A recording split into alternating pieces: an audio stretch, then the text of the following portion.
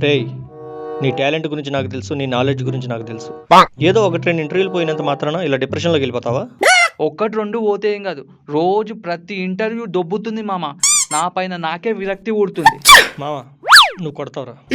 నువ్వేదో ఒక రోజు ఇంటర్వ్యూ కొడతావు, నన్ను నమ్ము. చేయి మామ, ఇలానే మోటివేషన్ చేయి మామ. చూడు మామ, గెలుపు నీ పక్కలో పడుకునేంత వరకు ఓటమి నిన్ను మానభంగం చేస్తూనే ఉంటుంది. తాగి కింద పడిపోతే ఎవరు చూడకుండా పైకి లగాలి, జీవితంలో కింద పడిపోతే అందరూ చూస్తుండగా పైకి లగాలి. ఇంకా మోటివేట్ చేయి మామ, ఇంకా మోటివేట్ చేయి. నువ్వు నమ్మి ముందుకు సాగు, చరితగా మారే స్థాయికి ఎదుగు. నీలో శక్తి ఉన్నది, దాన్ని పదులు పెడితే ఫలితం ఉన్నది. మంచి రోజు రేపే ఆరంభించవా.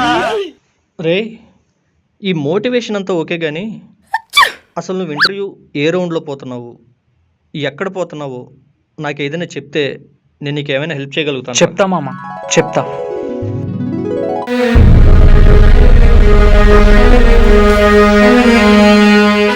Interesting marks. Good communication skills. Fluency in all languages. Oh no! నీ CV ఎంత బాగున్నా ఇంతవరకు నీకు ఎందుకు జాబ్ రాలేదు? ఏమో సార్. ఓకే, నేను ఇంప్రెస్ అయ్యా.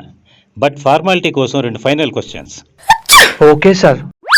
నీ గురించి ఏదైనా ఒక పాజిటివ్ విషయం చెప్పు. నా blood group O positive sir. సరే, అది వదిలే. నీలో నువ్వు మార్చుకోలేని ఒక మైనస్ పాయింట్ ఏంటి? నా హాబీ సార్. ఏంటి నీ హాబీ? Attending interviews. కత్తందుకో జానికి. ఆ ఒక్క మాటతో లేచి 2 జేబుల్లో చేతులు పెట్టుకుని నడుచుకుంటూ వెళ్ళిపోతాను. నేను ఎక్కడికి వెళ్తాను కూడా నాకు తెలియదు.